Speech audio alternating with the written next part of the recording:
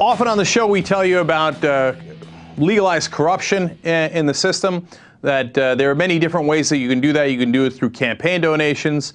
And another way you can do it is by offering jobs to staff members or to congressmen after they leave office.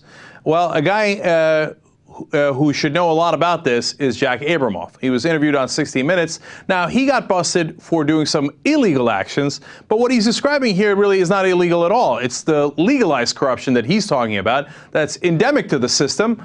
And boy, after you hear this, you see exactly how it all works. Let's go to clip 15.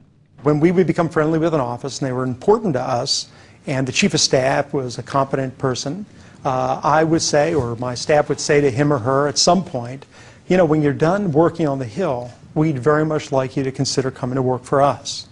Now, the moment I said that to them, or any of our staff said that to them, that was it. We owned them. And what does that mean? Every request from our office, every request of our clients, everything that we want, they're going to do. And not only that, they're going to think of things we can't think of to do. Exactly right. Exactly what we've been saying all along. And the problem isn't what's illegal, the problem is what is legal. He says, look, man, you're going to get paid later, okay? So you play ball, and maybe you can come work for us and make real money. And all of a sudden, they own them. How bad was it? How many congressional offices did they own? Let's talk about that. First, I think most congressmen don't feel they're being bought. Most congressmen, I think, can, in their own mind, justify the system, rationalize. Yeah. And by the way, we wanted as lobbyists for them to feel that way. By the way, that's another thing we always talk about, which is they don't go home and think, yeah, I'm going to take Abramoff's money and I'm going to get rich and I'm going to screw over my constituents or the people that I'm working for. No, they think, like, well, no, of course. But no, you know, that casino needed to pass for the good of my constituents. Yeah, that's the ticket. I'll totally convince myself. So how many of them did this? Let's watch. How many congressional offices did you actually own? We probably had very strong influence in 100 offices at a time. Come on. No. 100 offices? In those days, I would view that as a failure, because at least 335 offices that we didn't have strong influence in. Look, I don't want to get too sidetracked on this, but Lesley Stahl is a little unbearable. Like, you've been doing 60 Minutes for how many decades? And that's like a huge shock to you that lobbyists like Jack Abramoff come in and say, hey, we'll get you jobs afterwards, and then they get whatever they want? Did you not see any of the things that happened in Congress in the last 10 years, let alone all throughout the... How about Billy Townsend, who wrote a bill for the big drug companies, left office immediately, got $2 million from the drug companies per year because of the bill that he wrote? Did you miss that, Lesley Stahl?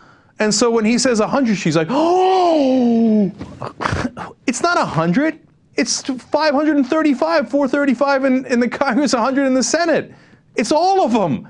It's, you know, Chris Dodd, who's a Democrat, writing it before he leaves office. It's Evan Bayh, who's a Democrat. It's every Republican. They go and they say, how much do you want? You're going to get millions. And they say, of course, let me come up with ways to help you that you couldn't even imagine. That's what's wrong with the system. Legalized corruption. Abramoff explains just a little bit more how they did it now. So what we did was we crafted language that was so obscure, so confusing, so uninformative, but so precise to change the U.S. Code. Here's what you tried to get tacked on to this reform bill. Yeah. Public Law 100-89 is amended by striking Section 207, paren, 101 stat, period, 668, 672, close paren. Right. Now, isn't that obvious what that means? It was perfect. It was perfect. So that's what you tried to get inserted. Yes. And that was going to provide for a casino. Yes. And who on earth is going to know that? No one except the chairman of the committees. Who stuck it in there. Yes. And that's one of the things you used to do. Yes. And it was deliberately written like that. Precisely. Yes. And that's done a lot. Members don't read the bills. That's done every single time. Lesley Stahl's like, really? Seriously? They don't read the bills and they stick it in there. Yeah, of course they stick it in there.